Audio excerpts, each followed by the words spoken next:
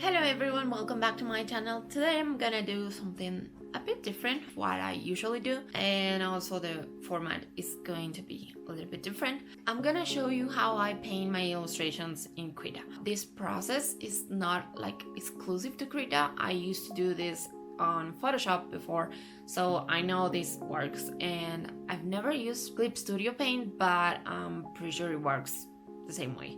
What you're seeing right now is just my line art. I do have the foreground. I have this canvas which it already has some values. I wanted to do that to separate it from the character and the background.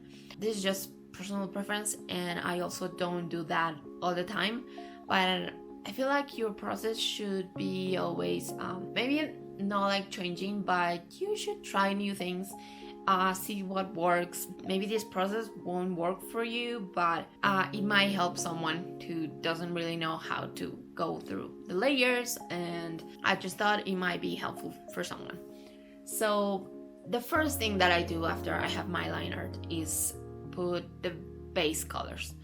I do a selection like you saw, and then I just put the basic colors, like there you have white light on everything and the colors are not changing. So as you can see, I go through pretty much everything. I always focus on the face first. That might not be the best thing to do, but that's how I like to work, and it works for me. I do put a shadow in the eye that is separate from the layer in which I put the shadows. After I have my base layer and I put the colors, I do separate them in different layers. Why I do this? It might be difficult to have a lot of layers, but I find it very useful because I can shift hues, values, and saturations when I have everything just like this. I know that there are different ways to do this, but I just rather to do it like this. I feel a bit safer like this, so yeah, that's how I do it. I have the hair in one layer, the clothing in a different layer, the eyes. I usually put the eyes and the mouth in the same layer because they're not super connected, so I can totally work with that. I do put a lot of blush.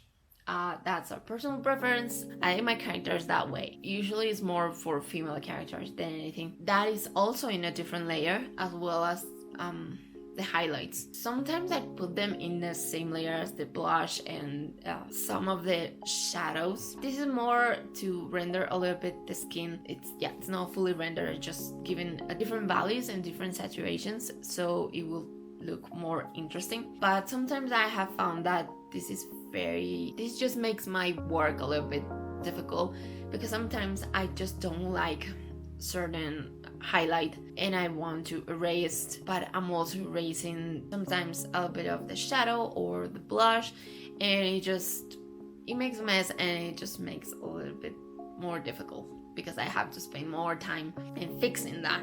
So I put in a different layer. What I do in Krita is that when I have my base layer, I put a new layer on top, and then I click the right button and put them into group, and there you have the option to go group in a clipping mask or something like this. It's clipping just like in Photoshop. So I use these layers to have them all clipped to the original, and I know I'm not gonna paint outside the lines. When I have all my colors, then I go with the shadows. But first I do put some kind of background, mostly so I'm sure where the light is coming from. In this illustration, I made it so the light will come from the right. Once I have that, I start to put the shadows. For that, I get a new layer on top of everything, but inside the group. I use more of a purple shadow. Again, personal preference, I like it.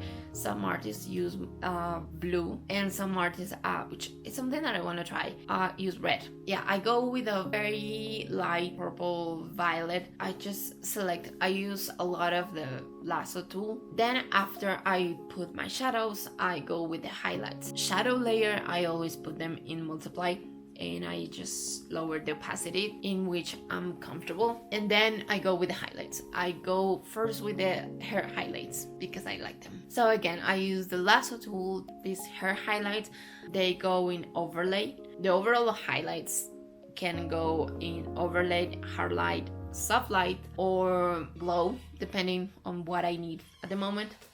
So yeah, in this one I did use hard light, I think, for the light that is coming to her. And I guess that you can say that's all the process.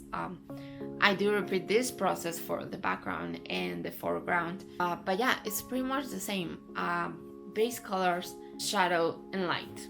Again, I do go back and forth, but this is pretty much it. It's pretty easy, but I feel like maybe it could be useful for someone to know, because I remember that when I was starting, I was a bit lost, and it wasn't so easy for me to understand other people's process.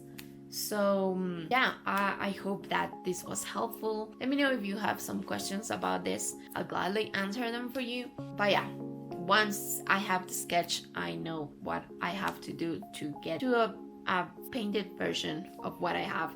I do have to mention that for this, I had to go back and fix the eye because it was too big for her face.